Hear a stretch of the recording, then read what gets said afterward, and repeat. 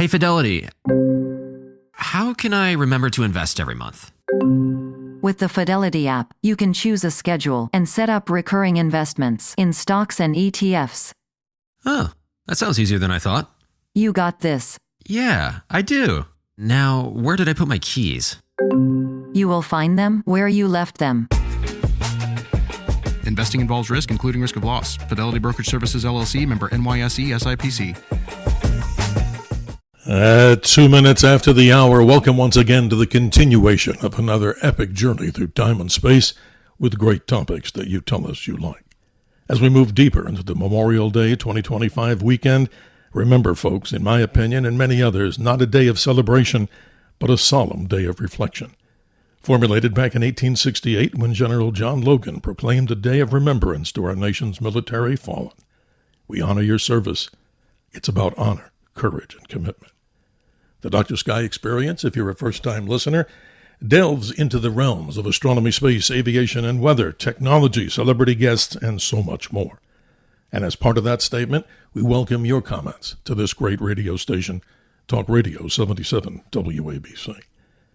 Write down the contact number if you're a first-time listener or first-time caller, 1-800-848-9222. That's 1-800-848-9222, which stands, of course, for WABC. Questions and comments that you may have after the show, my email is just drsky, DRSKY, at WABCRadio.com. And to listen to many of the popular podcasts in replay, simply go to WABCRadio.com or RedAppleAudioNetworks.com. Lots there. And let's thank our helmsman for this edition of the Dr. Sky Experience, Kevin, as he navigates the powerhouse signal of this great radio station, 77 WABC to you. You know, folks, as we move into this weekend, I wonder how many of you know much about the word technocracy. How many of you are concerned about the iteration and development of artificial intelligence, which we simply know as AI? What are the concerns? If you check some of the news sources, there's great information today about the joining of forces with certain individuals high in the world of technology, talking more about how, who knows, maybe one day they will have these little tiny devices, better than cell phones without screens, that can communicate back and forth with you, maybe know what you're thinking, and in some other people's opinions, may be good for you. The word technocracy, depending on who you ask, could mean this: the government or control of society or industry by an elite of technical experts. Pretty much the direct 180-degree diametric opposite of representative democracy. And as many of you folks out there have requested by the emails I get, that you do tell me that many guests we can't seem to get in, and we'd like to make sure that everybody has a chance as best as possible. So in some instances, like this particular morning, we'll continue with 2 hours with a special guest. Who is it? It's Patrick Wood, a gentleman I've known for many, many years. His website, technocracy.news, but a little bit about him. Patrick Wood is a leading and critical expert on sustainable development, green economy, Agenda 21 and Agenda 2030, and historic technocracy.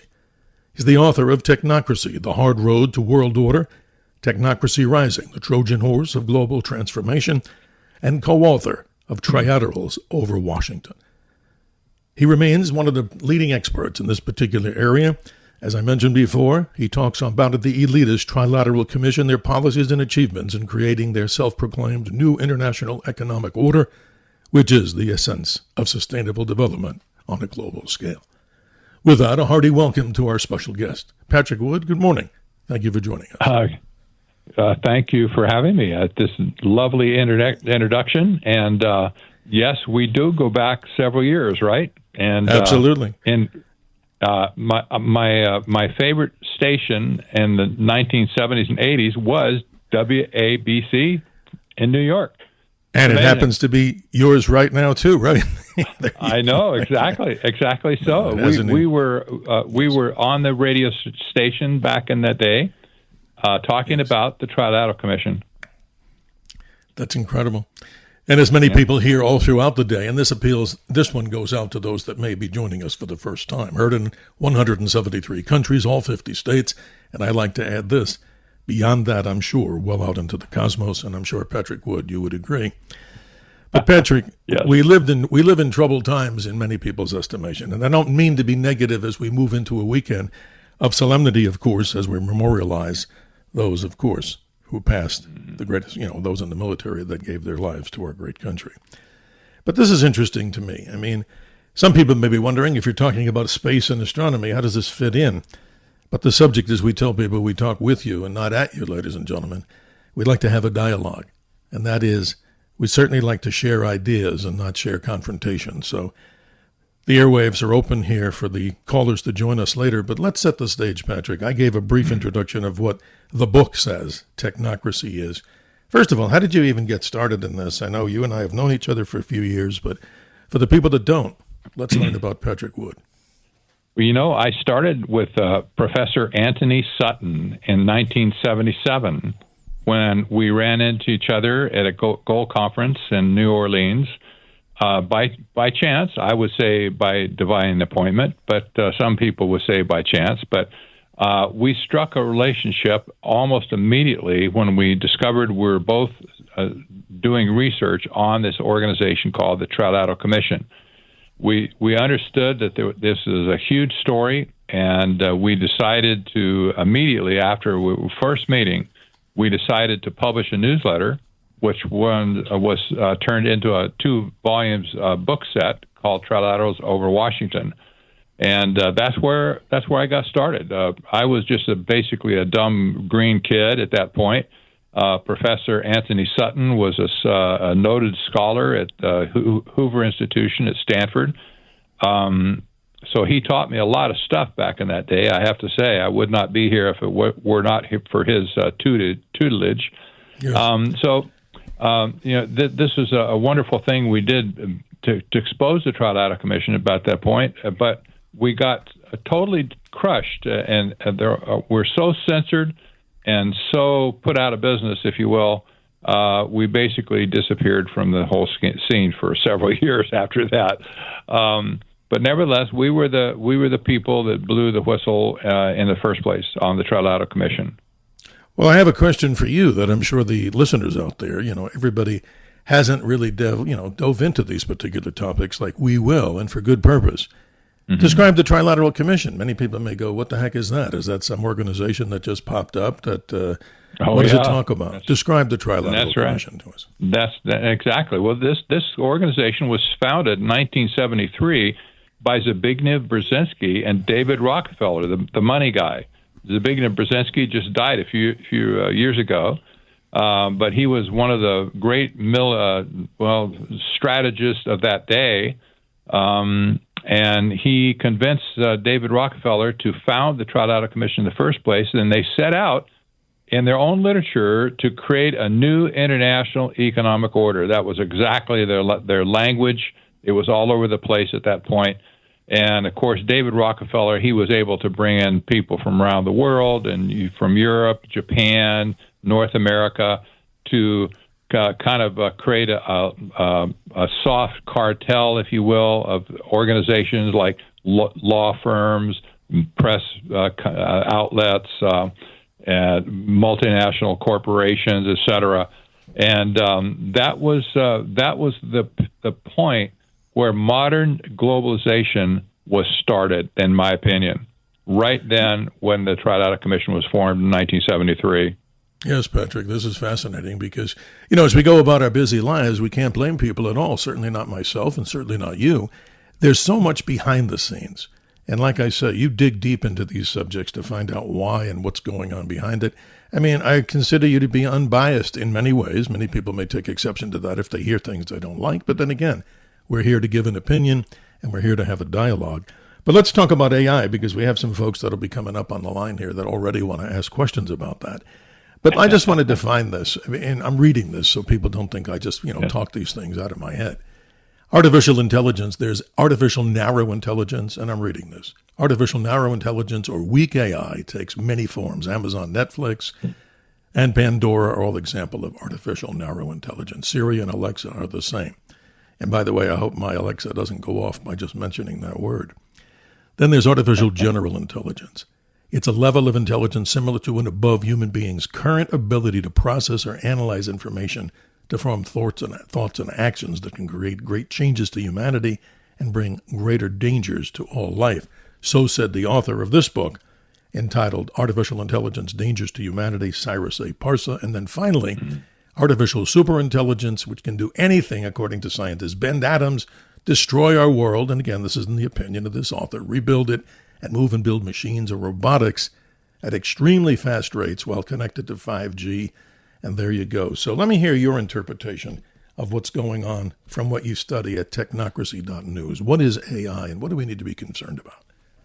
Wow. Well, the first thing you need to understand, I think, is that AI is the pinnacle of success for this technocrat cabal, if you will, that's operating in Washington, D.C. right now. This basically came out of Silicon Valley, mostly. There's some other people out, not in Silicon Valley, but mostly from Silicon Valley.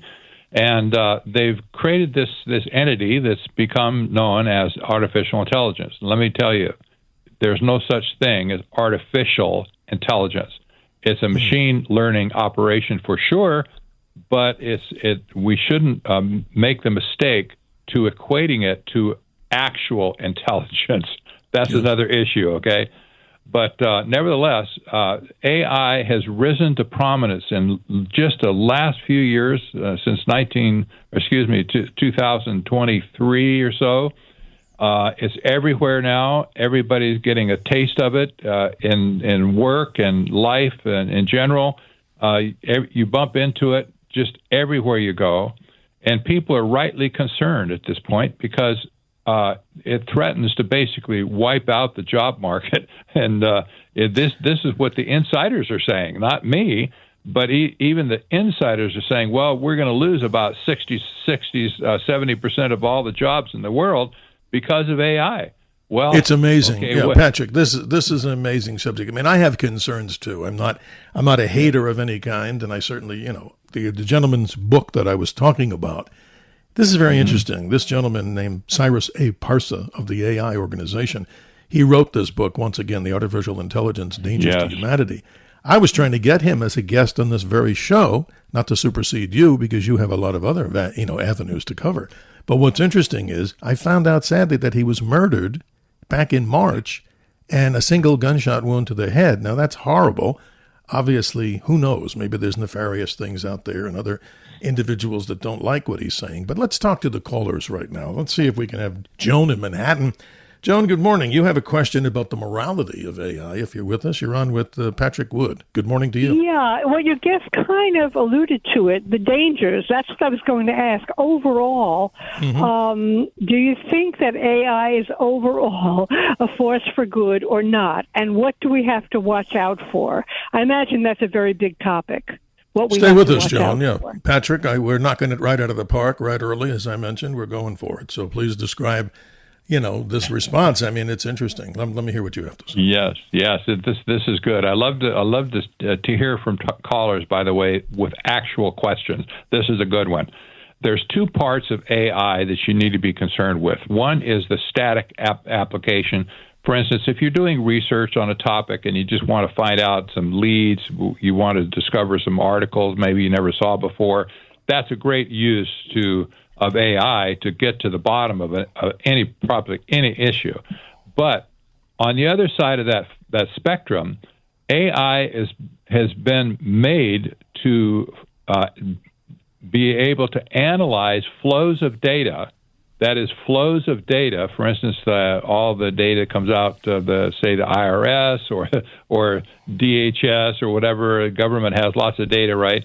When all this data is pumped into AI comes alive, and that's the other side, the control side of AI. That's really what we're talking about here. We're really concerned about this aspect of AI taking control of the data, number one, and then using that data, weaponizing it against the people from which it's collected from in the first place.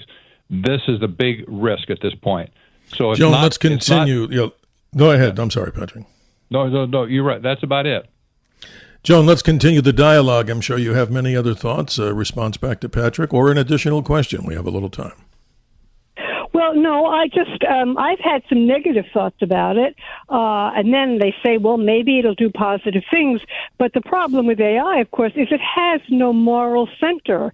And there's no human being watching over it. Data is one thing, but how data is used is very important. Data is not enough. And if there's going to be action taken based on data without human intervention, I think that's very dangerous. Thank you, Joan. I would Appreciate agree. your question Absolutely. right out of the chute here to Patrick. You know, it's interesting. I mean, I'm not really a computer expert, not that anybody has to care out there. I mean, you obviously write about these particular subjects. Let's talk about something, and this has been in the news today. I mean, I don't always believe everything I read on the Drudge Report or other internet sources, but it states here that Sam Altman of OpenAI and Joni Ive, I think it's Ivy or Ive, I don't know the correct pronunciation, they're looking to potentially team up together. Get a load of this, folks, if you haven't heard it, and maybe you know more, to actually distribute 100 million AI companion devices lacking a screen. And I'm thinking, wait a second, what would be the purpose of that? Well, if you dig into AI, have you heard about this, Patrick? I mean, what's going on? I have. I have. It's an amazing story, actually. You mentioned people understand that Johnny Ives was the force behind the iPod, the iPad, and as well as the iPhone. He's a legendary designer for Apple. He quit a few years ago and started his own company, and now that company has been bought lock, stock, and barrel by OpenAI. That shocked me, honestly, and I thought, what are these people? What are they thinking now? Obviously, it's going to be some type of a device that may not have a screen, like you said. Maybe it's going to be something you talk into and you get signals from, maybe a headphone or something like that. I don't know what it is. It's been shrouded in secrecy at this point.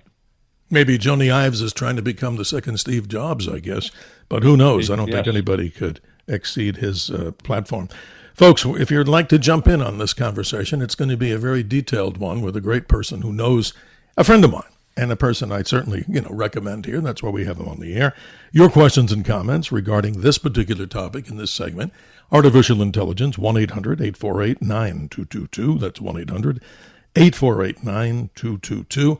No question is above or below this particular location. So if you want to jump in, now would be the time. But as we continue, Patrick, this is really spooky to me.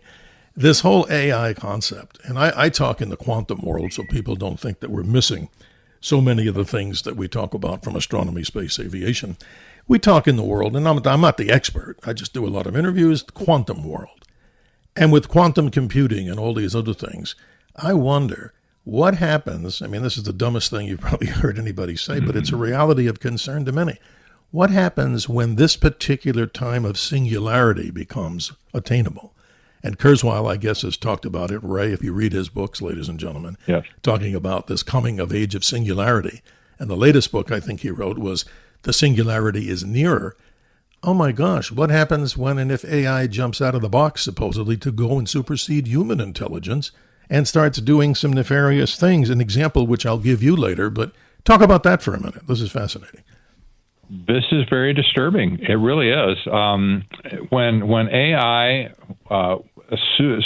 sooner or later is going to reach a point where it can outthink any person on Earth, and the other probably really disturbing thing at this point is when AI systems talk to each other, they tend to establish their own language to talk to each other. Wow, is that scary? The designers don't have a clue what they're saying, and it absolutely freaks them out to the point where basically they pull the plug on the whole thing. That's amazing. At this point, AI, yes, is a very disturbing thing. However, I'm very doubtful that the singularity is going to happen exactly like Ray Kurzweil thinks it is. That's maybe for another discussion, but that's my opinion. I think it's going to be ugly. It's going to be messy. Lots of things are going to be broken along the way. that's the nature of the beast now. We've seen this with Silicon Valley all the last 20, 25 years. They tend to break things along the way. Yes, they do. Patrick, you're very popular early in the game here, and this is not a game, but a good show, as many tell us. Let's say good morning to Joe in New York City. He's not going to tell us that he likes this AI thing at all. Joe, good morning. You're on the air. Hello. Good evening. Good morning. Yes. Dr. Sky and Patrick, I hate AI. I mean, I want that to stop being artificial and let's start to be real. I mean, that's my opinion. Let's be real intelligence. That's incredible. Huh? Yes, we love real intelligence. We're talking real intelligence right now. Like I said earlier, that it's an oxymoron to call whatever this entity is artificial intelligence. Intelligence, in my opinion, was something that was given by God to man in the first place, not to a machine, not a computer, any kind of a computer, whether it's a LLM computer or a quantum computer. It doesn't matter. Humans possess intelligence. Machines do not. Yeah, Joe, that's amazing. And hey, you're right on, spot on with many people's opinions on this because, what happened to critical thinking? What happened to people doing the thing that machines, we don't necessarily need them in certain areas of our life. Let's say this way, Joe. Let's say we're doing something in the medical world. Hey, if they can help us medically and do something, I had a knee replacement, no long story. It was done by a Da Vinci machine with the assistance of my surgeon. But if anything went wrong, he would have blamed it on the machine. But Joe, seriously, when did you start thinking about the problems? And as you say, you hate AI. When did you start that feeling?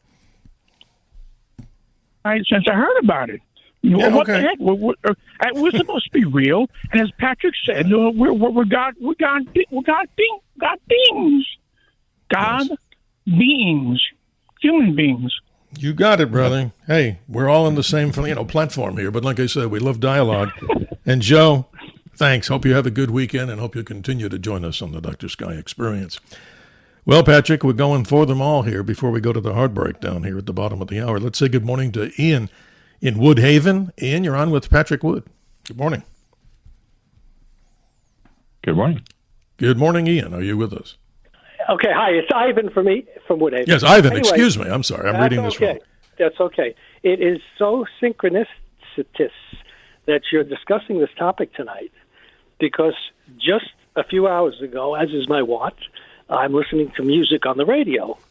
I don't know if you want me to use the name of the dead host who was. No, you don't. You don't have to say that. I mean, just to be. Okay. Go ahead, sir. As a tribute to this relatively famous host who was featured on this radio station for many, many years, who died in 2021, tonight they run his show, and they've run his show as to honor him.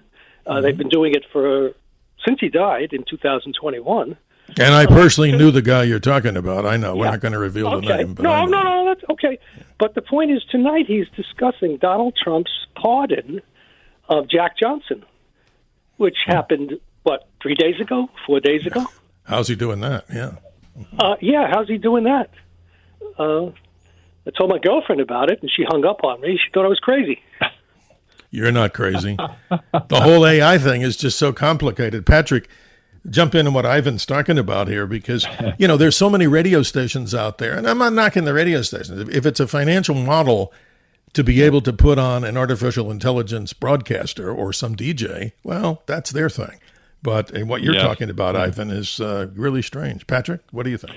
Well, let me tell you, if you give me a voice clip from one of your shows, even a 5 minute, or a 5 second clip, maybe 10 seconds, I can use AI to model your voice, create a new voice, and make it say anything that I want to just type it in. Right. And you'll be saying, it'll be in your voice. Nobody will be able to tell the difference.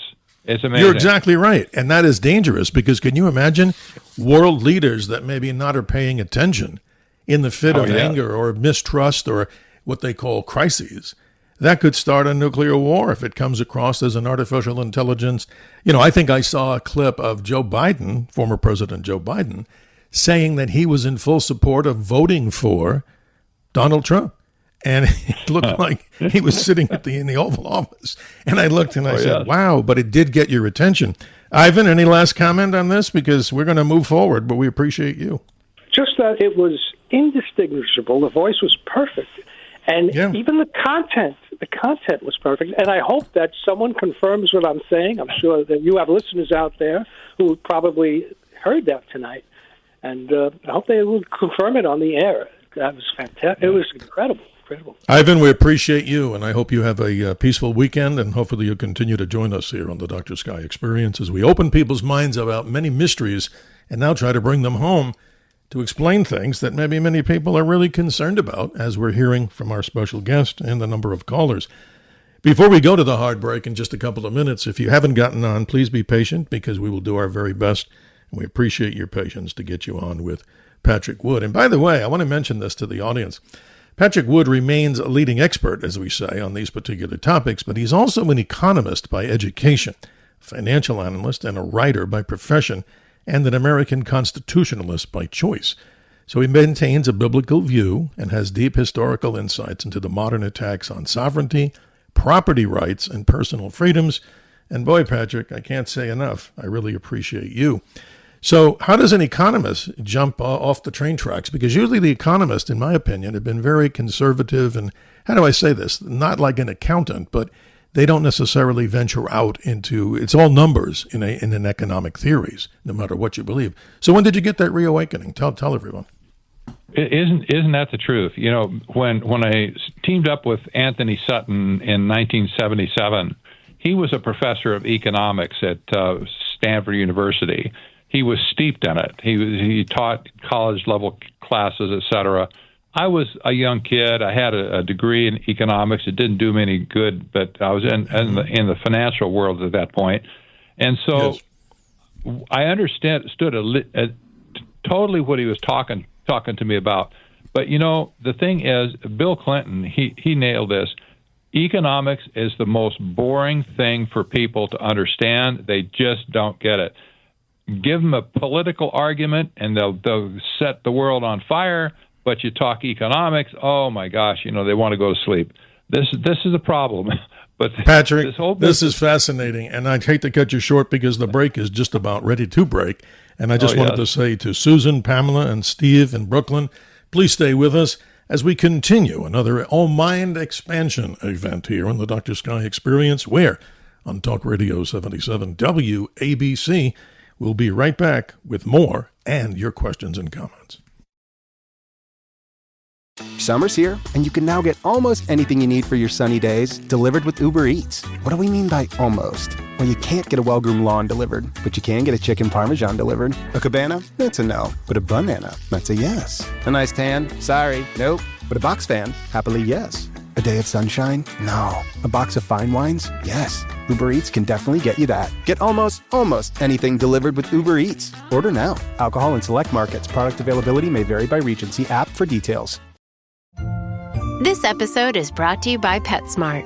Stop by for Yappy Hour with your pet at PetSmart. Save $5 on walk-in grooming services like nail trims, ear cleaning, brushing, and more. No appointment needed every weekday from 2 to 6 p.m.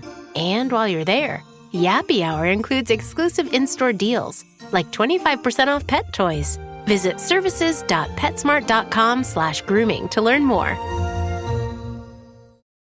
Hey, it's Bill Simmons from the Bill Simmons Podcast. The NBA playoffs are here, and Michelob Ultra is getting you closer to the game than ever with courtside seats and more. Enter now at MichelobUltra.com/courtside. Michelob Ultra Superior Access Courtside 2024 to 2025 sweepstakes. No purchase necessary. Open to U.S. residents 21 or older. Ends on July 1st, 2025. Multiple entry periods. Visit MichelobUltra.com/superior access/courtside for free entry deadlines, and official rules. Message and data rates may apply. Void where prohibited. Are your business expenses playing hide and seek? With Uber for Business, the small spends that slip through the cracks, like rides and meals, go right where you need them. Because it integrates with leading expense platforms, you can say goodbye to surprise costs, missing dollars, or chasing receipts. Everything's track downable. Uber for Business. Make small steps that make a big impact. Learn more at uber.com/small steps. Hi, this is Shirley McLean. I am having a wonderful time talking to Dr. Sky. Since I've spent a lot of my time looking up, I love to discuss what is underneath. And always remember to keep your eyes to the sky. Now it seems that the nasty people are those who question the direction of our society, our loss of liberty, our submission to technology, and domination of the security, industrial, military, and pharmaceutical society. Simply the acronym SIMP. We are living in the SIMP society, and we are the Simpsons. A quote from James Tunney, a futurist. We're back here at 32 minutes after the hour, ladies and gentlemen. Appreciate all of you out there.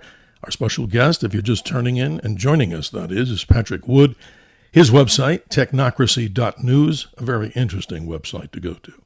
For those patient in the queue, let's say good morning to Susan in upstate New York. You're on with Patrick Wood. Good morning. Well, good morning, Dr. Sky and Patrick. I don't think I'm going to be getting too much sleep tonight. We don't want to scare you, right?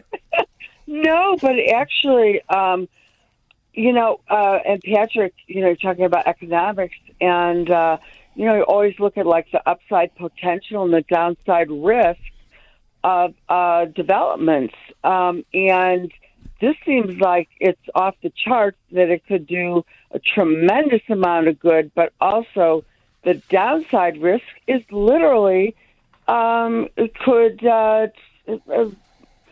dehumanize and get rid of humans. Does that sound like too dramatic, or because you take these globalists, these lovely people, I won't mention names like Gates, Soros, Schwab. Us humans, Correct. we're just like a lot of trouble. We use a lot of air. We use a lot of resources, and if they could just get rid of us and have everything they need. Mm-hmm. I mean, is that too cuckoo, or am I just like? No, Susan, you're right. Apparently, and let Patrick respond because, boy, I'll tell you, this is a hot topic, and I'm loving the response we're getting. Patrick, obviously, this is great. Oh, yes, it is. And, there's the crowd on the Silicon Valley side. They're like the Pollyannish crowd. They're always talking about how great it's going to be and how we'll live in an age of abundance and everything's going to be great. They don't talk about the dark side from this whole revolution, and this is where other people who have a sound mind are weighing in at this point. Have you thought about this? Have you thought about that? Well, they don't want to talk about that kind of stuff. But even some industry insiders at this point, like some of the founders of AI in the first place, they're sounding the alarm all over the place that we need to put the brakes on this thing immediately and figure out how it's going to go forward from here. And if we don't, they're predicting there's going to be really disastrous results to society worldwide. Wow, Susan and Patrick, I've got a late-breaking story here. I read this, and again, Anthropic, which is another AI engine, said in its latest artificial intelligence model, resorted to blackmail when told it would be taken offline. In a safety test, the AI company asked Claude Opus 4 to act as an assistant to a fictional company, but then gave it access to also fictional emails, listen to this, folks, saying that it would be replaced, and also that the engineer behind the decision was cheating on his wife. Anthropic, the AI engine, said the model, quote, threatened to reveal the affair if the replacement went ahead. Susan, doesn't that sound scary to bring us into the reality? The AI engine was actually threatening. This is crazy, isn't it, Patrick and Susan? That's wild. I know, it's crazy. The AI models today, they've been observed to be hallucinating at some point. Making stuff up, the titles of books for reading lists, and case study when lawyers use it to create a case. It's hallucinating with fiction type cases. And where did this come from in the first place? Well, yes, exactly. The AI spit it out, and it was just patently false. Susan, are you still with us? Follow up quickly here. Yeah. Oh, absolutely. I have a question. Go ahead. So, what we know when we're regulating the heck out of everything else. So, how is this going to be regulated? And thank God we have Donald Trump in there because he's got the brain power and the will. I think it's got to get to his. I'm sure he's aware of it, but God darn, he's got his hands full. But this really is an urgent matter. It is. As we go and say good morning to you, Susan, you'll have to take the answer off air because this phone line and all the lines are lighting up here. But bless you, and thank you for being with us. Wow. Patrick's response to your comment. Go ahead, Patrick. Well, I just want to say that the regulation at this point has been removed by and large for most AI. This is because of the AI lobby in Washington, D.C. There's many technocrats running around Washington in appointed positions as well. And they've all been lobbying against regulation for AI. Now, here's the kicker. In the bill that was just passed, the big, beautiful bill, the budget bill, huge bill, buried in that bill, there's a clause that forbids the states from regulating AI for 10 years from the date of this bill. Well, whose side are these people on? Obviously not ours. That's terrible. I know. It's absolutely. We saw this story just like two days before the bill was passed, but nobody thought at that point to take it out. Well, what are these people thinking? How could somebody come in and say something so unconstitutional that the states don't have the right to regulate AI now? That's exactly what it said, though. Well, that should be a 10th Amendment issue, don't you think, Patrick? And talking about things where be. states' rights overrule, as you're a constitutionalist, you know this. Well, let's move forward here. We'll say good morning to Pamela in New Jersey. Your comment and question to Patrick Wood. Good morning. Good morning. I love that phrase, technological cabal. I've been calling congresspeople and senators about this new bill, and I've been talking a lot of the aspects of this, besides things that they left out of the bill. And they just, I noticed they're robotic. I've been calling them for 4.5 years. And as a conservative, trying to right the wrongs of the last situation that we had with Klaus Schwab and all this idiocy.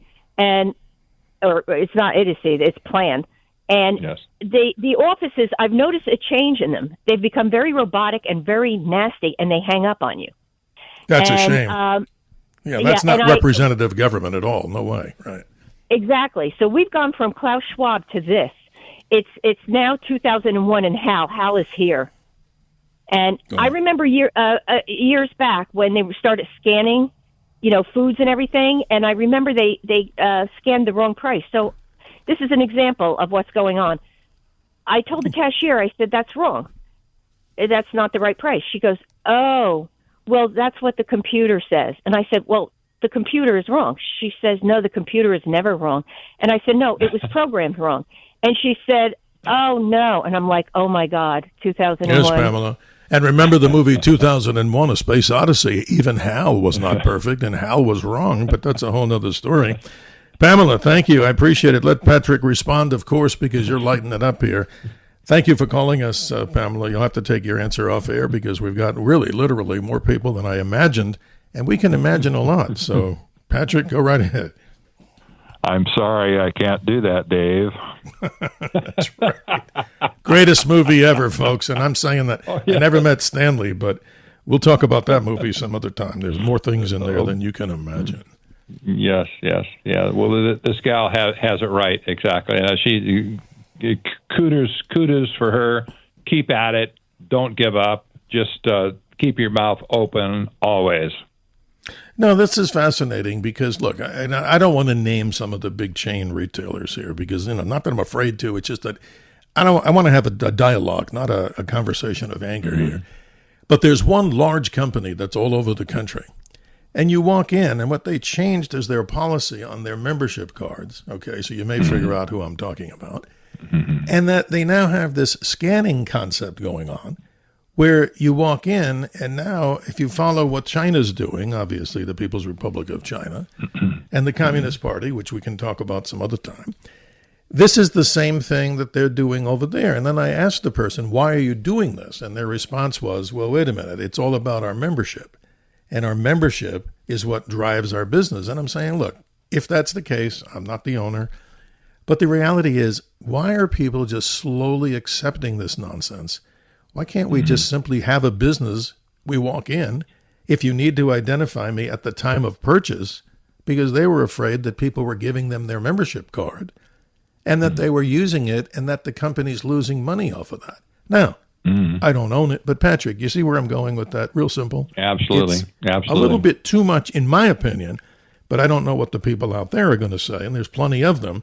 But I just want to mention this to the listeners. This is why, ladies and gentlemen, when we procure these wonderful guests, and I say that to Patrick and others that you've heard, it's literally difficult, not impossible, to do the kind of justice that the topics deserve. That's why we're looking to do these in a 2-hour format with some guests. And I think it's appropriate because you know what? Patrick, you haven't even touched the surface. We haven't even touched the surface. We still haven't gotten into a topic called transhumanism, which is a certainly deep subject that many people out there may or may not know about. The whole green economy, the Agenda 21 and 2030, and more of the things that we see even in our own locations. How many cities out there, Patrick, that we think of, little tiny towns, if you really read their charters, people should look and see what's their whole sustainability and growth plan and how much of this stuff is embedded in there that they don't even know about, right? It's amazing. That's right. So there you you're go. absolutely right. So we're almost up on another break here, but stay on the line, folks, and we thank you for being part of this radio show as we move in, and this whole show will continue into hour number 2 as we may change the topic along the same lines of what Patrick Wood is talking about. In case you're curious, his website, really powerful, technocracy.news. That's interesting. Not a .com, not a .biz, one of those very easy websites to go ahead to. But I got to ask you this. What's your latest book? Just describe it in about a minute because we're going to go to that break. Wow. Well, my latest book is called it's called The Evil Twins of Technocracy and Transhumanism. Ooh. And I equate them as being evil twins at this point because they really are. They're locked in arm in arm. We'll talk about it perhaps after the break, but this is an important topic. It was brought up in the first place by Klaus Schwab in the World Economic Forum, but we'll discuss it perhaps after. Absolutely. As we go to that break, Susan, Pamela, Steve, Bernie, all those that may have not gotten onto the air, please stay with us. We'll do our very best to get you on. Where are you in time and space? You're listening to the Dr. Sky Experience right here on the Great Talk Radio 77 WABC. We'll be right back. Machines like objectives and not other perspectives. Another quote from James Tunney, author of Empire of Scientism. As we continue here at 48 minutes after the hour, we're privileged and honored to have our special guest, Patrick Wood, as we continue to talk about these interesting subjects that really do affect everybody. Let's say good morning to Steve in Brooklyn. Your comment or question? We do appreciate your time, too. I have so much to say about this. First of all, among the movies, let's not forget, it's time to see Terminator with Arnold Schwarzenegger. Hey, one of my favorite. You bet. Number one. Number two, your own radio station's database. When I called to your wonderful screener, he knew my name in advance because you have a telephone-based database of information. But my real reason for calling is I'm a recovering former systems programmer who programmed on the IBM 360s, and I knew the language BAL, Basic Assembly Language, which I coded in. Yes. And I don't trust artificial intelligence further than I can spit. I have coined two. So you don't like it, right? Not at all. I call it AS and AE. AS is artificial stupidity, and then there's artificial evil. Those are the triplets that go along with the AI. The technocrats in Silicon Valley and elsewhere, with their Pollyanna-ish predictions of wonders. Yes, it'll be great for them because they want to be at the pyramid summit of power, and the more they accumulate for themselves, the better. Please don't forget that during the epidemic, they were deplatforming any oppositional opinions that other people had in, for example, You're right. whether or not the vaccines were safe. It's incredible that people are falling for this because it is in their worst interest, the general public's worst interest, that the technocrats become ascendant in the matter of artificial intelligence. Well said, Patrick. Why don't you jump in and respond? Because, again, I appreciate your call, sir, and hopefully you'll continue to join us on the Dr. Sky Experience. We're trying to open up minds here and doing it in what we call a dialogue. So, Patrick, you're on. This gentleman did a great job of articulating the issues. I can't really add much more to it, other than to say, yes, this is an oxymoron to think of artificial intelligence as being having like human-like qualities. It doesn't. It's just a machine. That's amazing. And machines don't have any mercy. They have no capacity for grace. And yes, they can slice and dice anything that you want to give them, but in the end of it, do you really want them to regulate your life? For instance, how about sending out your Social Security checks, for instance? That's probably coming soon. Yes. If there's a mistake in your Social Security check and you go to call a support line, you're going to get an AI agent that's not real, and they're going to hear your complaint, and they're not going to cut you any slack at all. You're 100% right, and this is, Patrick, as many people in the know have said, America is under siege, and obviously we're not just talking about, obviously other places in the world are about this whole technocracy issue. Freedom is the thing. And if you have a question, folks, which we know many do about transhumanism, I promise in hour number 2, we will be getting into that, plus a whole bunch of other surprises that Patrick Wood has. So to round out the hour here, let's say good morning. You've been patient. Bernie in Staten Island, good morning to you. Talk about AI and your question or comment. Good morning. I have to tell you that when I was a kid in 1942, I was 7 or 8, there was a serial called Smilin' Jack. Smilin' Jack was a character from the comic strips. A serial was made about him in 1942. And in the serial, there was a machine that could duplicate the voice of the good guys 100%. When the good guys wanted, they were fighting the Japanese, Americans. So when they said, A, do A, the voice of the good guy would say, do A to defeat the Japanese. The machine, using the voice 100% of the Americans, would say B. In other words, enabling the Japanese to defeat the Americans. That's amazing, Bernie. That's like there's nothing new under the sun. And you're talking about what, 1942, as I thought we heard you when your phone broke up. That's amazing, and we appreciate it. Patrick, in the few moments left here, and Bernie, we're having this dialogue with you and Patrick Wood. Please continue, Patrick. That's amazing. The adventures of Smilin' Jack, they ran from 1933 to 1973, 40-year run, and it was the longest running aviation comic strip. That's really amazing. He brought the whole issue up, and what goes around comes around, and in the end, it's the cycles of life. Bernie, last comment from you before we go to the top of the hour. What say you? Thanks for calling first. It's amazing. In the end, somehow the good guys defeated the machine. They defeated the machine, but the machine can do anything the good guys wanted in the same voice and cadence. Confused the good guys 100%. Thank you very much for listening to me. Well, blessings to you, and have a great weekend as we memorialize America's war dead. Not a day, as many people think, is a day of celebration. It's not a day to buy a vehicle at low interest rates or a big TV. In that regard, you can do that other days. You do what you want, people. But Bernie, thanks for being part of the show.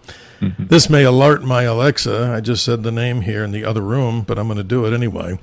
If, folks, this is what I heard, Patrick, that if you actually go in and you can check with Alexa, there's a link that you can get. I don't have the link, but I'm just saying maybe Patrick can investigate this at another time because I'm sure he'll be back, that you can actually ask it to know everything in the files that they have about you, because apparently, unless I'm not smart enough to shut off the listening side of that, device, isn't that amazing? You can actually listen to, or it'll tell you all the things in files or on a computer, what it knows about you.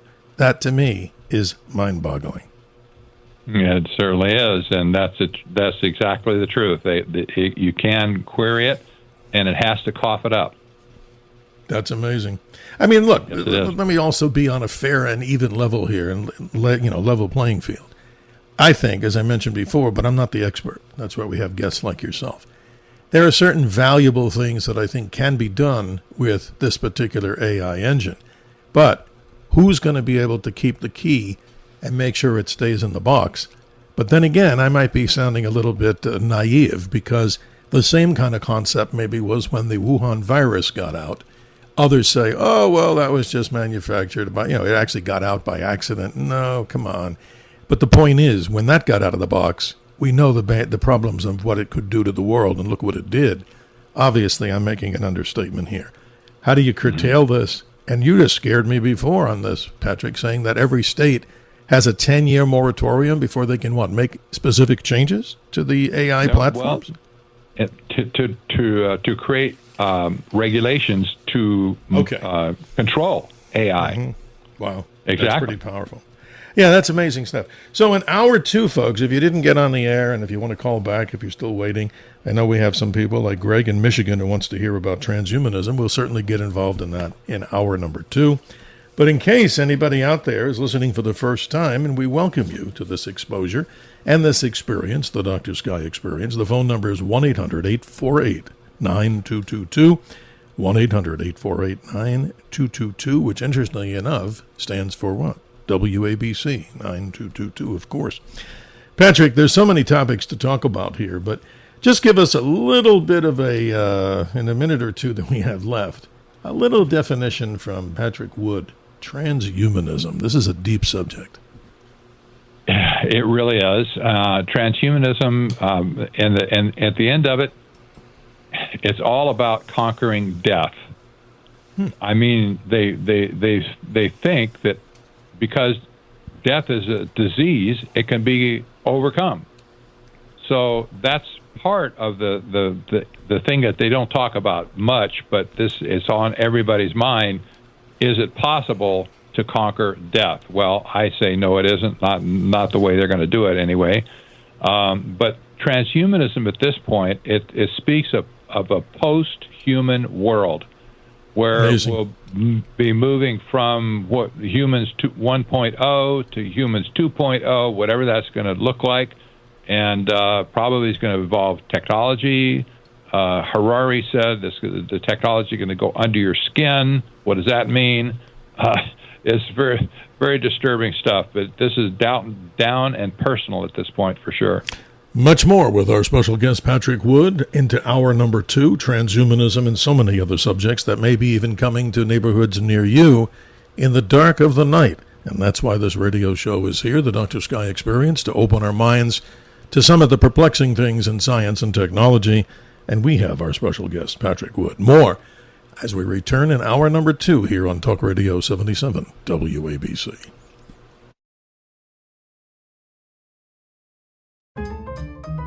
Whatever the occasion, effortless elegance is right this way.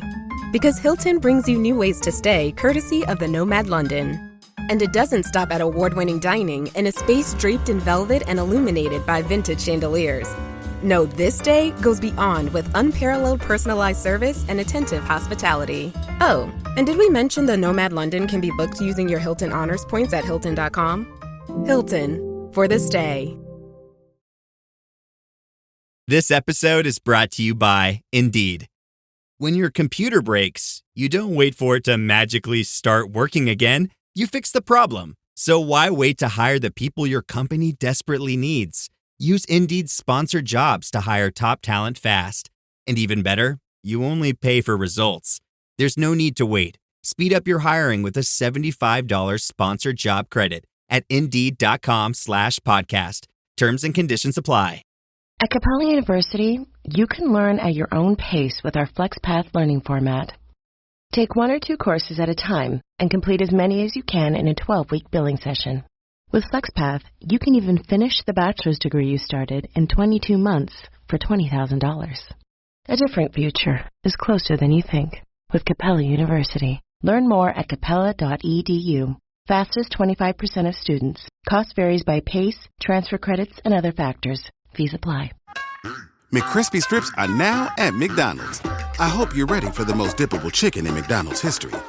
Dip it in all the sauces. Dip it in that hot sauce in your bag. Dip it in your McFlurry. Your dip is your business. McCrispy strips at McDonald's. 2 minutes after the hour. Welcome, ladies and gentlemen, to the Dr. Sky Experience in our expanded hours. Appreciate what management has given me the opportunity here, and owner and operator John Katzimatidis, to be able to do 4 hours over your weekend. We begin Friday evenings midnight into 2 a.m. Saturday morning Eastern Daylight Time, and our new hours, grateful for those, of course, as we have Saturday midnight to 2 a.m. Sunday morning Eastern Daylight Time. To get in touch with us, the number is simply this, 1-800-848-9222. And if you have an email that you'd like to send me, and as we can pass on to many of our guests, if they certainly don't mind, Dr. Sky, DRSKY, at WABCRadio.com. Podcast replays simply at the flagship website, WABCRadio.com, and RedAppleAudioNetworks.com.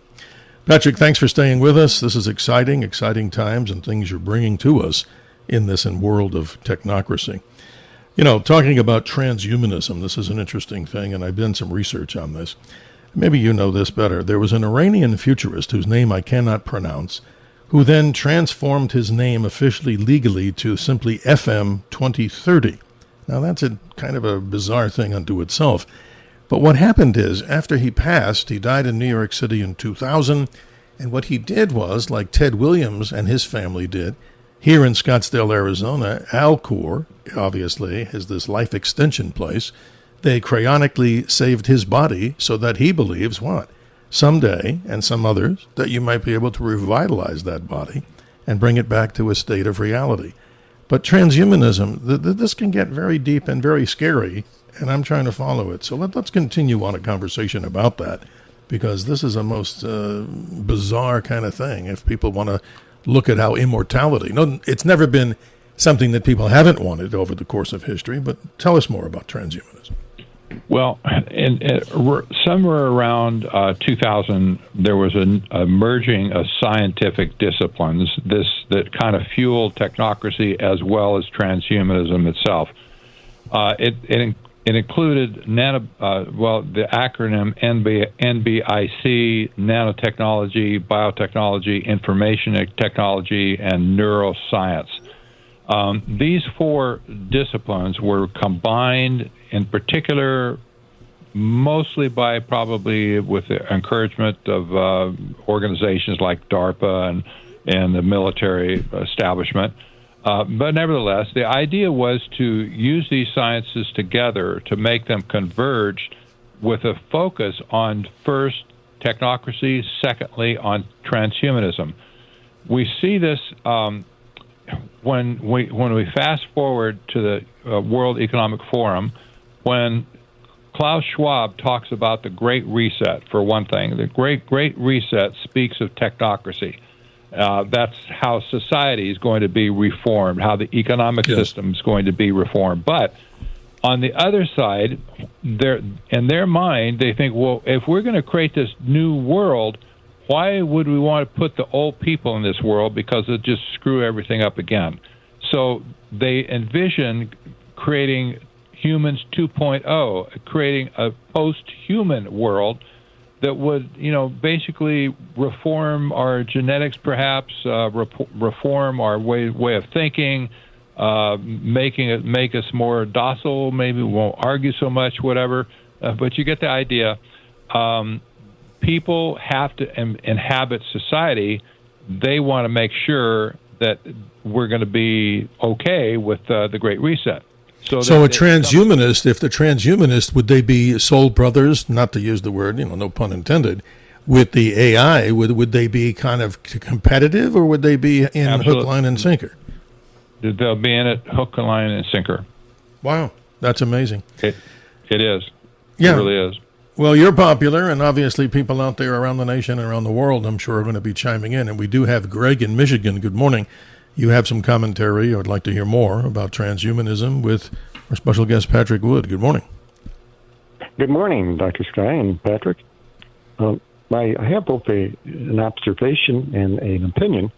Okay. My phone is down to 2%, so I won't take up too much of your time here. That's all right. It involves a comment that an earlier caller made concerning her concern for whether AI would eventually, take over human beings. And I'm thinking of a famous scene of mine from the Matrix trilogy of movies, in which the bad guys that we come to find out are actually what we would call now AI. And he makes the statement to Keanu Reeves that he says, "You human beings, you move into an area with high resources, you propagate, you consume all the resources, and then until the area can't survive anymore, and then you move on to another area and start the whole process over again." Yeah, I hear you. Now, I'm thinking, though, that may be a little bit too far gone at this point. I only have experience to the basic level of AI that when you described 3 levels at the start of your program.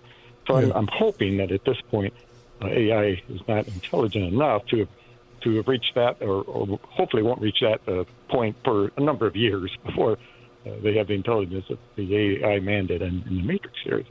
Well, Greg, let me ask you a question. When did you get involved in transhumanism? Because it's a subject that if I was walking down the street, let's say in New York City or here in Phoenix, and I just started to say, hey, folks, what do you think about transhumanism? They might think I'm talking about some, new way to get across town or something like a transport system. Who knows? But when did you get involved in this? I mean, it's unusual for people, I think, and that's why we're doing this. When did you have concerns or questions?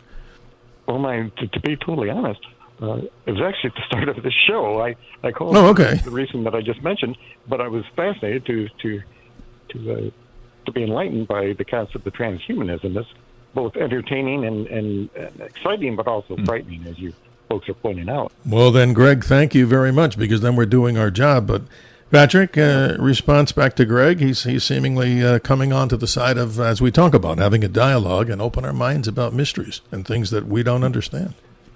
This is why we do what we do, to open people's minds to explore these topics. That's amazing. Greg, thank you for being with us. Good morning to you, and I hope you become a regular here on the Dr. Sky Experience. We appreciate your time. This really gets kind of crazy when you think about this whole thing. I want to bring up a subject here that goes back to the people that are wondering, well, why is Dr. Sky not talking about astronomy and space and such and things? But here we go, Patrick. You probably heard this. In 2004, the United States Navy, the USS Nimitz, one of the big nuclear-powered aircraft carriers, is doing a procession of other submarines, destroyers, and all kinds of Navy ships. And they're off the coast of San Diego in the waters, international waters. And lo and behold, to make the story quick, they pick up on some of the radars of the USS Princeton, these objects that are moving very fast. And they're wondering, what the heck is it? Because you can't see anything downrange, and they were relatively close, within miles.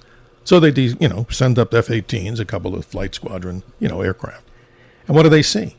David Fravor, the commander of that flight wing, he looks out and he says, oh my goodness, and he used other words, I see this tic-tac thing moving it like a tic-tac mint, but not a little tiny one, about 40 feet long, and it's diving into the ocean. Then it's going up to maybe 80,000 feet instantaneously, and nobody to this day has any clue what it is. But here's my take on this, and think about this, and I want your opinion, Patrick.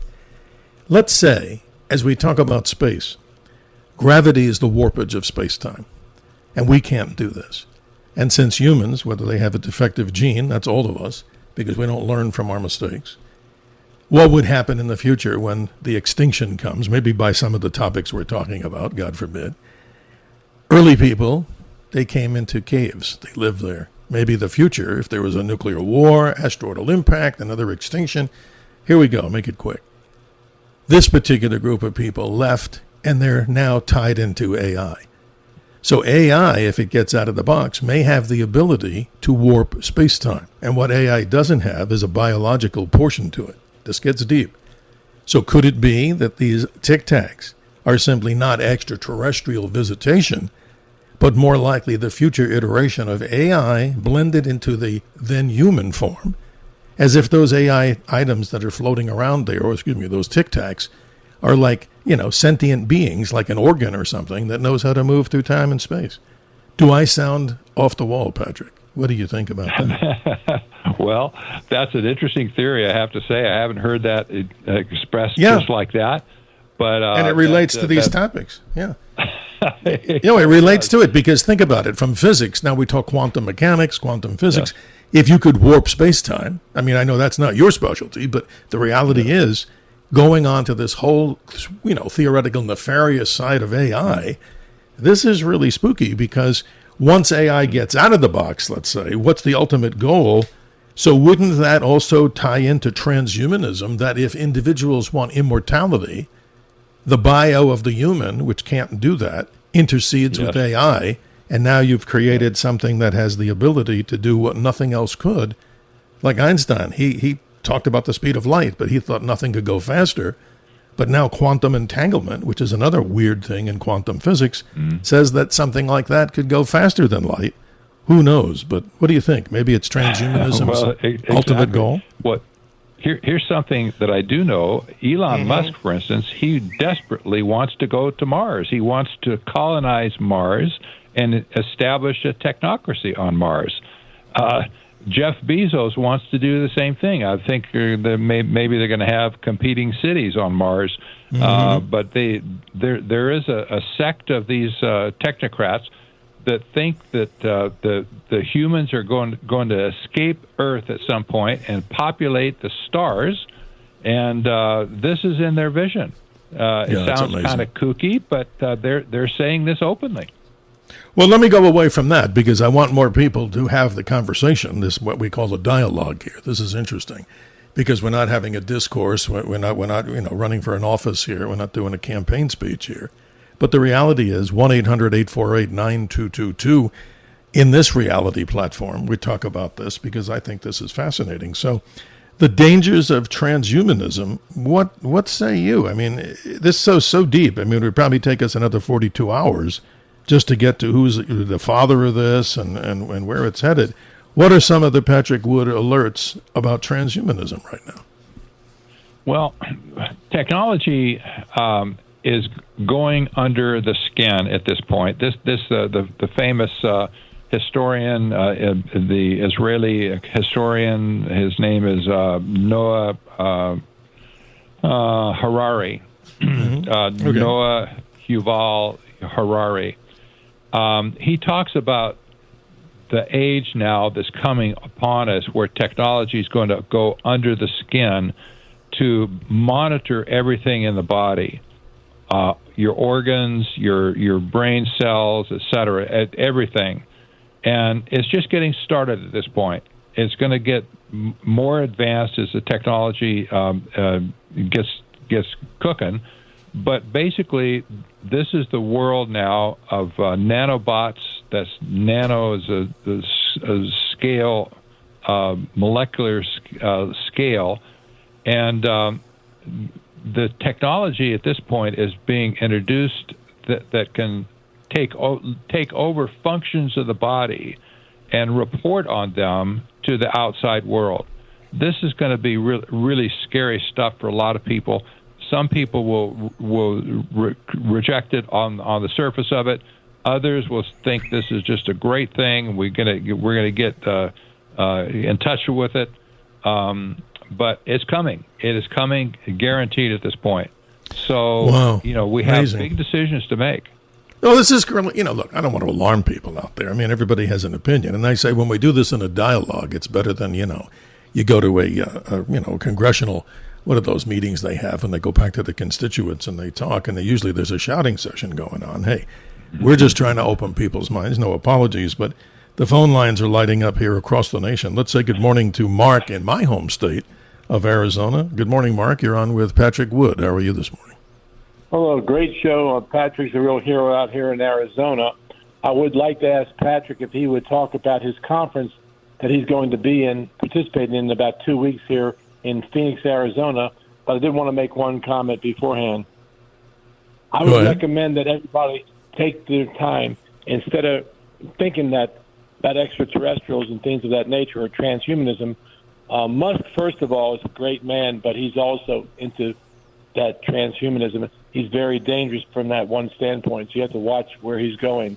The other thing I was going to mention, if you all would please take your time and read the most popular book in human history, the Bible, in Book of Revelations, all the things you have questions on that you're talking about is right there in the book. It's also in the rest of the book of the Bible. That's what I'd say. But I'd like to know more about that conference in June 6th and 7th, Patrick. Mark, thank you. We appreciate your time. Patrick, please continue. This is fascinating, the connection of the Book of Revelations, and obviously, certainly, who's to doubt that, right? This is opening our minds. Indeed. This conference is going to be, in particular, a Bible conference, a Bible prophecy conference. There'll be several speakers, including myself. But we're going to talk about a number of topics related to Bible prophecy. I'm going to talk about transhumanism and AI in particular.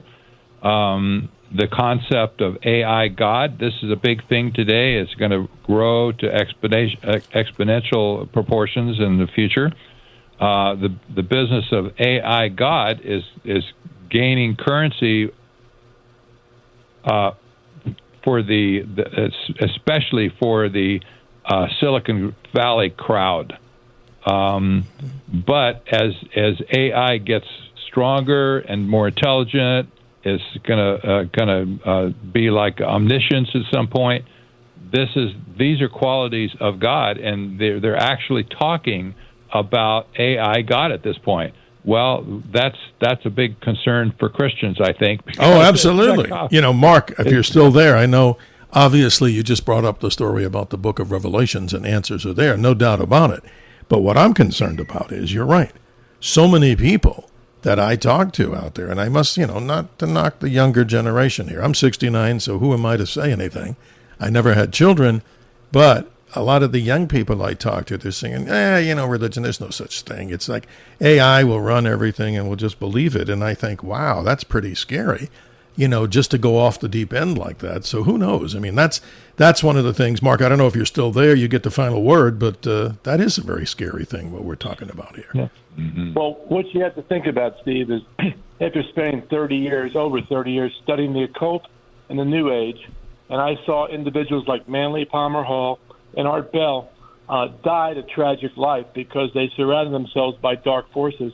And this is what you have to stay away from. And people don't realize it till they get hung into it.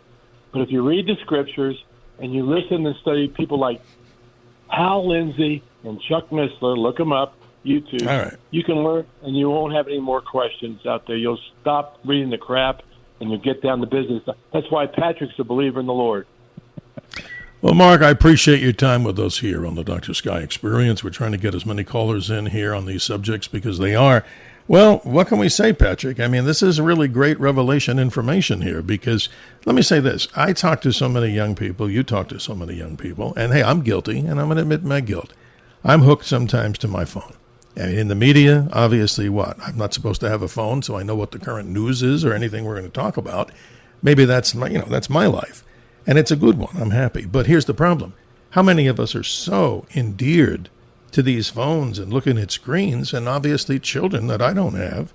You see a lot of the children. They're very adept at knowing how to get into iPads and doing these things. That sounds cool. But are we then headed, the younger generation, to this whole concept of transhumanism, more say than the older folks like myself? And, of course, not picking on you, Patrick. I have no idea what your age is. I know that the young people today, they're the ones that are going to have to cope with this whole thing. I'm sad to say that, but they have they're going to live in a brave new world, and it's going to be new. Almost every day, every month, it's going to be something new. And they'll have to learn how to cope. People are always resistant to change. Change is going to be something daily at this point. You got it. Yeah, so, it's something we all have to be concerned about, and you're bringing us the options to know which direction to turn on that highway. It's amazing. You can go down the highway, but not necessarily is the rest of the road paved. And, well, you have choices, and that's why stations like this, people who talk like this, you and I, and the great listeners out there. And speaking of those, let's say good morning to Ray in Brooklyn. You have a question about AI, of course. Go ahead. Good evening. Good evening, gentlemen. Dr. Sky, it's a pleasure. Thank you for putting me on. I just want to briefly, I hope I don't sound like a party poop here, because I briefly wanted to mention, without dropping too many names, the genius director Woody Allen created a character, and the character was a string theory. Larry David was a string theory, born a genius professor. But why all the fancy rhetoric, the intense level, which I had an opportunity to study, being a 58 baby, been around a long time. But he called people he's talking about a failed species. He was referring to people as microbes. Now, I don't want to bring down the vibe here, because it is lofty stuff. Very, very beautiful conversation. But right, we hear you. You kind of can't elaborate on that. You think it's just out of humor or being too brash and ridiculous that a very smart person would still think that we're a failed species? And AI and all this transhuman, it's going in a direction where we can still not handle the things on Earth. Man's ego is so outrageous, but yet we can't handle the thing. God would probably say, guys, relax with all that, okay? You still can't handle the things on Earth, and you're going to mess up the planet, and I got to get rid of all you anyway. Ray, you've done something. No, Ray, you've done something good here. You've taken it into common sense here, and let's talk about that. Patrick, I think this is an interesting observation and more of a comment than a question, I gather. But go ahead, Patrick. Well, exactly. The thing about the technocrat class for over the years, going back, say, to 1992 and early 90s, all of their plans to create a utopia, everything they've touched has basically turned brown, not green, but brown, if not just broken outright. These people have a knack of always presenting the utopia. Oh, it's just around the corner. You just give us some rope. We'll see. You'll see. Just wait for it. And what they're leaving in their trail are broken people, broken things, broken systems along the way. And this is probably going to be the MO going forward here as well. These people will break stuff all over the place, and it doesn't have to be that way, but they're reckless, they're impetuous, and we're the ones that have to pay the price for it. Yeah, that's an interesting observation, Patrick. You really bring it up. Ray, your last comment, if you have one. We're moving forward. We got a tough line of folks that we want to get on here, and I say tough because we want to try to address. I'm going to let you guys roll. I'm going to let you guys go, but he is a brainy guy, Dr. Sky. I'm glad you have him on, and thank you very much for giving me the time about this. Absolutely. Good night, gentlemen. You bet. Have a great weekend. Hope you continue to join us on the Dr. Sky Experience. Let's see if we can go to Ted in Forest Hills. He's got a question about the speed of light. Good morning. How are you? Well, I guess Ted's gone into the cosmos, so there you go. Deanna in Brooklyn, you got a question about AI and the World Economic Forum. Good morning to you. How are you? Thank you so much. I love to hear your insights. What is the name of your guest again? You need to repeat his name because I did not catch it. Patrick Wood is our special guest, and his website. Patrick Wood. Yes, I'll never forget. I wanted to say, if you ever researched Yuval Noah Harari from Israel, he is a very strange guy. You have to look. He said, we do not know our own minds. Nobody knows their own mind. For example, I was 23 before I realized I was gay. He said that. Okay. Hey. But it's like what Mr. Wood was pointing out. To me, it's another form of spin doctoring. You know how the people that believe they want or they hold or they're endowed with the right to hold the levers of power, and they're going to keep changing their clothes until we submit. You know, it's a new spin is what it is. I mean, well, you're right. Yes. Einstein. No, Deanna, let me just say this on a lighter note, and we're addressing your, in a serious manner here. But as Dr. Sky, I was getting vertigo the other day, so I don't want to be accused of being a spin doctor by any chance. There you go, Deanna. So I thought I'd get that in there. But Patrick, responding to Deanna here, I don't know if you've got everything you wanted to say, but it's going to have to happen fast by Patrick's side because we're coming close to that proverbial hard break in radio just in a few minutes. Exactly. I want to just compliment your audience. I always love an overnight audience. They're the brightest people in society, I think. I don't know how it happens, but this is example of this tonight. We had great callers so far, and I appreciate everyone that came to weigh in. Oh, we're not done by any means, Patrick. Hopefully you're not hopefully you're not transhumaning away from us here, but then we're not asking you to do that at all. But I know Ted was in Forest Hills. He's not with us, but he had a question about the speed of light. But let me just reiterate, I know this is back to the science of the Dr. Sky side, so people know that we're still in that realm as we talk about these things, reality, consciousness. Imagine this, ladies and gentlemen, and Ted, if you're listening. The speed of light, if you heard this from your professor or someone in school, you can look it up, 186,282 miles per second. That doesn't mean anything to myself, and I'm not that special, or anybody else out there, really. So just to reiterate, the speed of light is 670 million miles an hour.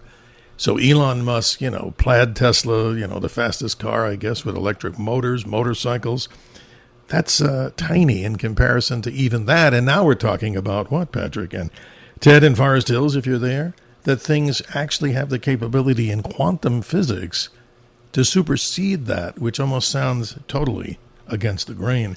So there must be something out there. Some say it's God. Some say it's a combination of God and this whole mysterious universe that we live in with other particles and things. But you have to look at it this way. Where did it all come from? Where are we headed? And you know where we're headed right now, Patrick? We're here to the hard break. Ladies and gentlemen, 1-800-848-9222. We'll do our best to get all of you as close to the microphone with Patrick Wood after we return from these breaks. Globalization was a tactic rather than a strategy. The strategy was control and termination of Homo sapiens as we know it. Another quote from James Tunney, author of Empire of Scientism. 32 minutes after the hour as we race to the next hour, and we hope you're enjoying your early morning or late evening, no matter where you're listening or talking with us here in Conversation and Dialogue. Where are we? We're on Talk Radio 77 WABC. The call-in number, as many people as we can get in before the top of the hour, 1-800-848-9222. Patrick, there's so many things to discuss here, and I just want to go to the caller list here because it looks like we're just continuing here. You must be like one of the most popular guests that we've had in quite some time. All guests are obviously important, too. Let's say good morning to Silvio in New Jersey. He wants to talk about AI. Good morning, Silvio. How are you? Good morning, Dr. Sky. How are you and Patrick? I just wanted to, say everybody who's been watching these science fiction movies for years, Terminator and whatnot, and it's real. It's going to be real, and unfortunately, I think we're moving way too fast, and eventually, it's going to be our demise. Unfortunately, I mean, a lot of people think they can control it, but I don't think that we're capable of doing that. I think that's something that it's going to be a runaway train in the very near future, and I'd like to know what Mr. Wood has to say about that. There you go. Thanks, Silvio. Appreciate it. Yeah. The trajectory of AI at this point is doubling about every 4 to 4.5 months. That's every 4.5 months. It's doubling in capacity and prowess or whatever, however you look at it. The algorithms are getting stronger. Their learning is getting better, etc. So the way I look at it, if you take this doubling effect of AI at this point, by the time President Trump is out of office in the 4 years now, AI will have grown somewhere between 10,000 and 15,000 times greater than it is right now. Ouch! You just have to think what this means. And basically, it could be in a position to literally eat the world at some point. So, of course, the trajectory could increase as well, not just stay the same. But they're talking about AI writing its own algorithms at this point. It's like, well, that means the humans may be out of a job for writing AI. Yeah, what do we all do? Do we get $1,000 a month just to live and not have to work because AI is now taking over? I mean, how horrible would that be? That's not the way we want to work. That's absolutely ridiculous. Silvio, this is amazing. Do you see these effects in your daily life? I mean, obviously people are not stupid. We go out and we see, the checkout line has now been in many places, right or wrong. I guess it's more wrong in my opinion, and Patrick's the same. Where do you see this in your life every day that it brings the awareness? I just like you said, it's if you listen to what's being written in Word by computers, you don't know if you're talking to a computer or a human. Like you said, they're answering phones, they're doing all kinds of things, and how the hell you don't? They if they're going to compromise our military systems, they can probably just take over an airplane's control system, and it would just be devastating. What they could do, whatever they can think. Yeah, and here's one, not to cut you short, Silvio, but here's one that really bothers me, and I know Patrick will know, he probably knows way more about it. The whole concept of electromagnetic pulse. So the worst enemy of AI, but then all of us suffer the same, is if AI gets out of the box, and let's say you were hit by an EMP blast, nothing's impervious to electromagnetic pulse that I know about. So that's also something that we have to worry about or be concerned about in our daily lives too. Because what happens if a rogue nation detonates above America a small-yield nuclear weapon? Oh boy, I don't want to sound depressing here, but all of this stuff goes down in flames if you had the kill switch. Excuse me. What do you think, Silvio? Well, no, it's just a scary thought. It's just a very scary thought.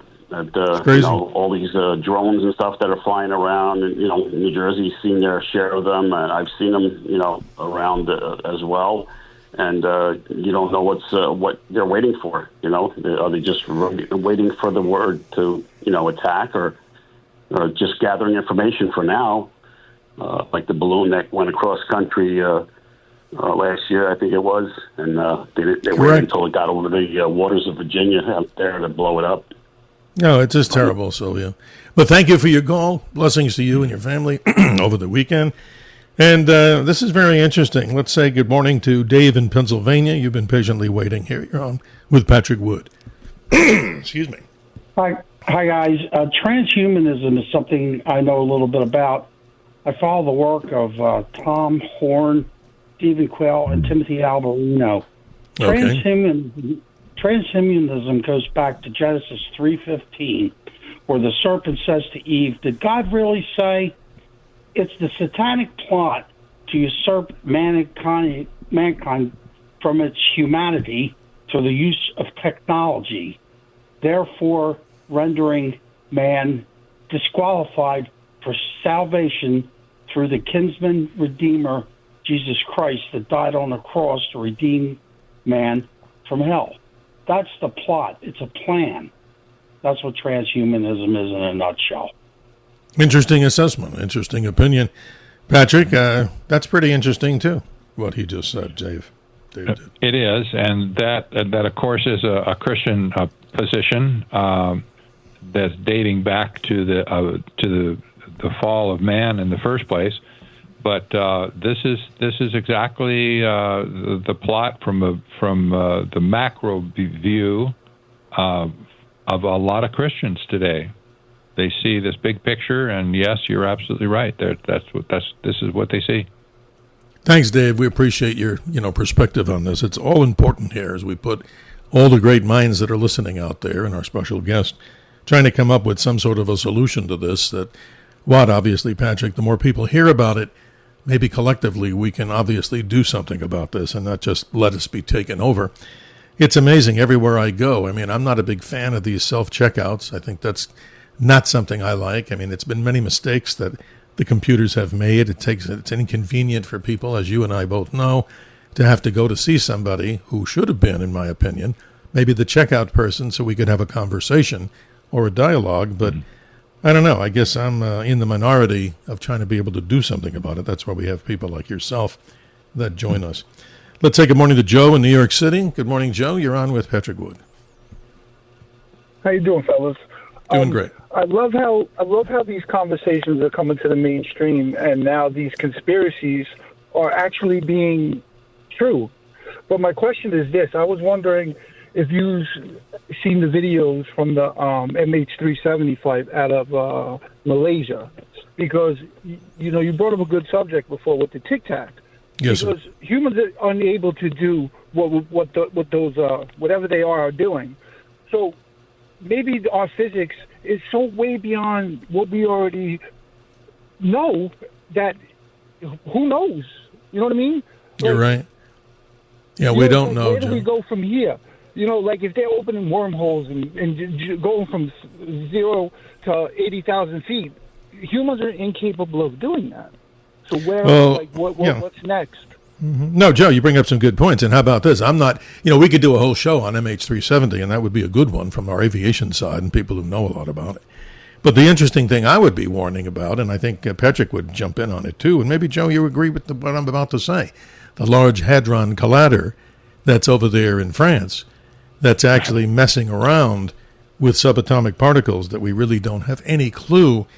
They talk about this Higgs boson, which is a story for another subject, that they found this elementary particle in the subatomic world. But, oh my gosh, what if all of a sudden you play around with this thing, and what if it returns to us as a black hole or something?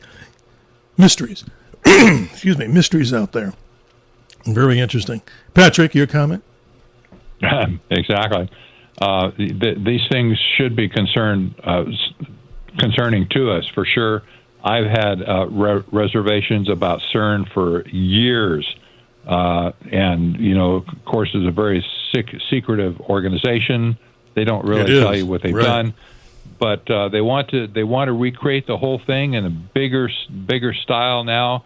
And one prominent physicist who's kind of skeptical, they said basically they haven't discovered anything meaningful in the last few years. But now they want more taxpayer money to recreate the thing on a larger scale, and they say, well, if we could just get that bigger scale, then we can really have the breakthroughs that they want. So you're very much incorrect. You're very correct there, Joe. I appreciate your call, and if you're still there, I just wanted to mention some common sense friends of mine that are more in the outback of Arizona when we talk about freedom, and I know Patrick, you'll probably laugh too about this. They say, and I quote, "Keep your dirty hands off my freedom," end quote, and translate that into everyday language. There is no other translation, right? That's what they're trying to say, and I believe it 100%. Joe, thanks for being with us. Appreciate your time with us, and hope you join us on future experiences here and episodes of the Dr. Sky Experience. We got just a few more minutes after this other break here, and I just want to move on. We have a number of people, if you haven't gotten on yet. Tony in Arizona is still holding, and maybe you too, ladies and gentlemen, will be one of those. We'll try to get you on. 1-800-848-9222. Patrick, I want to ask you to come back here, in another format like this. I mean, obviously the popularity of what you're talking about, it's in the news, it's hot, and really we need to all collectively really think about this because we need to have choices to keep our freedom, and that's a very important thing. So obviously we haven't even touched on this, and maybe we'll just kind of give it a little brush with a little touch with the brush here. Sustainable development, interesting stuff. Green economies, Agenda 21 and 2030. Maybe people may not even know what that is, but more with our very special guest, Patrick Wood, his website, technocracy.news. We ask you go there and learn something to expand our minds. We'll be right back. Running a business comes with a lot of what-ifs. But luckily, there's a simple answer to them. Shopify. It's the commerce platform behind millions of businesses, including Thrive Cosmetics and Momofuku, and it'll help you with everything you need. From website design and marketing to boosting sales and expanding operations, Shopify can get the job done and make your dream a reality. Turn those what-ifs into... Sign up for your $1 per month trial at shopify.com/special offer. My cat Freddie loves to be brushed and cuddled. But stirring up his cat allergens meant sneezing and itchy eyes. Then I found Purina One Live Clear. It's cat food that reduced the major allergen and my suffering in as little as 21 days. Now, we feel closer than ever. If you have issues with cat allergens, you really need to try Purina One Live Clear. Try new Purina One Live Clear today. Purina One, a difference from day one. Ryan Reynolds here from Mint Mobile with a message for everyone paying big wireless way too much. Please, for the love of everything good in this world, stop. With Mint, you can get premium wireless for just $15 a month. Of course, if you enjoy overpaying, no judgments, but that's weird. Okay, one judgment. Anyway, give it a try at mintmobile.com/switch. Upfront payment of $45 for 3-month plan, equivalent to $15 per month required. Intro rate first 3 months only, then full price plan options available. Taxes and fees extra. See full terms at mintmobile.com. You're the perfect blend of elegance and style, and your ride should be no different. The 2024 Hyundai Sonata Hybrid meets all your needs, from business to brunch and everywhere in between. With head-turning details like a sleek front end, plus stylish interior, and an available 12.3-inch digital instrument cluster and seamless tech integration. Okay, Hyundai. Visit HyundaiUSA.com to learn more about the new 2024 Hyundai Sonata Hybrid. This is David Hedison, the actor.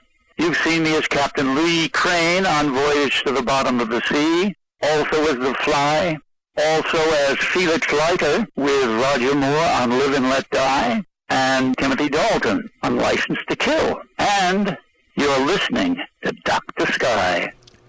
It takes intelligence to recognize intelligence or the lack of it. A quote from author Arnie Klinkenberg. 47 minutes after the hour, our tribute to actor David Hedison, a good friend of mine over the years. And you may remember, as we talked last week with our very special guest about submarines, the United States submarine fleet, to honor his presence as an actor on the great television series Voyage to the Bottom of the Sea. We miss you, David. Patrick Wood, let's talk more about these subjects as we move to the top of the hour. Obviously, many people want to get in on the conversation. Let's go to Tony in Arizona. Good morning, Tony. Thanks for your patience. Yes, thank you, Dr. Sky. Thank you, Dr. Wood. I need to coattail on some of your previous callers talking, Mark and others, about this transhumanism and the way it's been basically recorded as far as the belief in the wanting to. I mean, it's like a promise, like you said, about utopia using, life forever, eternal life, through this euphoria effect. And, then, the AI goes along with that. And to the point where I myself have actually been watching some of these videos that come up. There are AI, and it's almost, it gives it a feeling of a seductiveness, and to the point where it's almost a hypnotic effect. And I'll catch myself almost being hypnotized, and to when I shut it off right away, and then I go back to normal. Being aware about what's going around me. It's almost like a tunnel vision effect that's being created. And I just want to know what you feel about something like that, or if you've experienced anything like that, or know anybody else like that. It's like embedded messages in these videos. But Patrick, interesting comment that he's making with the question. It really is, and I've kind of experienced that myself, and I've heard other people talk about it in just those terms. There's something very seductive about AI, especially for young people. I don't know how old you are, but it doesn't matter. But young people are especially subject to this type of conditioning, because they don't have to exercise their mind anymore. When they have information presented to them, something that maybe they're writing a term paper or something, and the whole thing just magically appears. They don't have to work for it. They can just go on with their day and doing whatever. It atrophies your brain to where you get numb to stuff. And this is a phenomena. Yeah, it's amazing. Mm-hmm. Tony, quickly, your response back. I mean, we want to try to get other callers on here, but we do appreciate you calling all the way from Arizona. Just basically about the collider, how not would it just be a black hole possibility, but also ripping into another dimension, and then maybe there's an intelligence possible that's maybe not an artificial, but an intelligence that doesn't really like our intelligence. Well, Tony, you bring up something interesting. I don't know if Patrick ever watched the television series, or actually it was on, I think, Netflix for years, The Man in the High Castle. And without going into too much detail, it talks a little bit about that Germany won World War II and the Japanese did, and they divided America. But at the end, without being a spoiler, they have something to do with a time machine. And that I'll leave to people to go out if they haven't seen the whole series. It's like 5, different series. You have to watch it for like maybe 3 months, but it was exciting. Mm-hmm. But Tony, thanks for your insight and interesting points that you bring up here. Let's continue with the callers as we move quickly. Let's say good morning to Dave in New York. You have a question about AI. You're on the air. Yeah, Patrick and Steve, good morning. Yes. At the risk of sounding paranoid or alarmist, every tool, which I view AI and the Internet as tools, has potential to be used as a weapon and abused. And correct. The only thing we may have, actually, if it turns into a Skynet kind of thing from Terminator, is the EMP. That may be the only kill switch we have. Sad to say. Patrick, he brings up a good point, as I was mentioning about EMP. That's the end-all for all the stuff, and probably the AI also. But who knows? Maybe AI has a solution to that, to protect itself. Because what is it in the human nature and the animal world? Yeah. It's about protection and survival. Yeah, maybe AI is going to dig holes in the ground and go underground and be protected from the EMPs when they hit. I will say this, however, that there's no way that the technocrats of the world are going to let an EMP erase their chances of getting this project done. And it's unlikely that it will happen. If anybody pulls the trigger, all hell's going to break loose at that point for sure. It'll be the end of the world, basically. But likely the EMP will not be the way that's taken out. However, you have to figure there may be some clever terrorist or some protest organization or something that may find a way to launch an EMT locally to take out data centers, and there's talk going on about security around these data centers at this point to prevent that things from happening right now. You bet, and it's an interesting story. One more caller as we go to the top of the hour. Thank you, Dave, for your insight. We say good morning to Rick in New Jersey as we move to the top of the hour. Good morning. Thanks for taking my call. I discovered Agenda 21 and Agenda 2030 about 15 years ago when I was studying the global warming scam.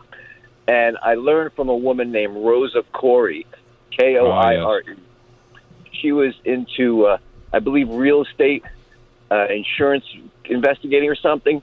And she found out that people in California who were getting burned out of their homes weren't allowed to rebuild. And she looked into it, and she found out it was connected to Agenda 21. And the whole idea is they want to take over large parts of land and keep us from rebuilding residential homes. They want to push us all into sustainable housing, which would be centralized around the coast of America. Yes, they're right. You're right. The rest of America would basically be no travel zones, no human use zones. You can find a map a sustainable development map that they made up in like 1988 that shows huge portions of America where we won't be able to travel through or own a home in. They also terrible. They want to control all the land, all the water, all the resources, and all the people. We won't let them do it, right, Rick, if we have our way. But thank you for the call. Patrick, you get the last response here of the hour, but never the last time we speak. But your response back to Rick, a very interesting way he put it. I appreciate the late Rosa Corey. She was a great friend of mine and some other people from California. She told it as it was, and she was a Democrat, by the way, not conservative in any sense of the word, but she discovered this plan to strip property rights away from people and basically screw them out of their inheritance and their livelihood. So, hats off to her. She passed a few years ago now, and the world is suffered as a result of her passing. Yes. Patrick, you got the last word here. We got a couple of minutes, but I do want to thank you ahead of time. Technocracy.news, ladies and gentlemen. He's a very popular guest, and I'll ask him, as I do other folks that are guests, would you be willing to come back in the near future and carry this conversation into the other depths that we never got a chance to? Absolutely. I will, and I think that's a great thing to do. I love interacting with callers. I don't have an opportunity to do this very often because most people, they don't take callers, honestly. You're doing it. I applaud you for doing it. It involves the public, and it really helps people to understand. Even if they don't call in, they listen to everybody else that does. I agree with that guy, whatever. I would encourage people to go to my website, technocracy.news, check out my books. I have several books on technocracy over the years, and read some of the stories. Get in the stream of things. When you understand this enemy that we're facing today, these people really want to take over the world. This is crazy as it seems. You're right. If you don't understand who the enemy is, you can't fight it. That's a truism. Patrick, you have to identify. We love you, and I thank you so much for being here. And I want to say this humbly, to step off any alleged ego platform as any host, I say this way: it's always about the great guests that help make that host interactive. It's a dialogue, and that's what we're trying to do here. And I think we're succeeding, obviously, in every show that we do, and we owe that to the opportunity here of a lifetime to be here on Talk Radio 77 WABC. Thank you, Patrick Wood. We'll do this soon. Technocracy.news is his website. And by the way, I just want to let you know, another exciting guest that has agreed to come and do, I believe, a 2-hour format with us next Friday night, Eastern Daylight Time, at midnight to 2 a.m. Saturday morning. We're looking to have Tom Harris, the Heartland Institute. He's the executive director of the International Climate Science Coalition. And if you want to hear an extended version of this topic itself, nothing that Patrick's not talking about here, I think you'll enjoy that radio show too, ladies and gentlemen. And Patrick, again, blessings to you and your family, and have a wonderful weekend as we remember America's dead, not celebrating Memorial Day, but remembering it in a solemn manner. Thank you so much for your time, Patrick. You bet.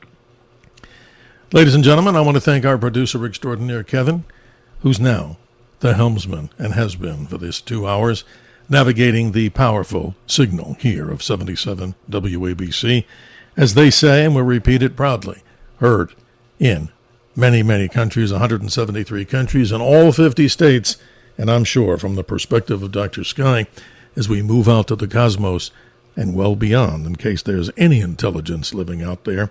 The subject of AI and what we call transhumanism is a very hot topic here. We will not give up, ladies and gentlemen. We'll continue to be talking about these, but you, as the audience, are most important. Health and happiness. We'll see you in a few days as we continue the Dr. Sky experience. Thank you for your time.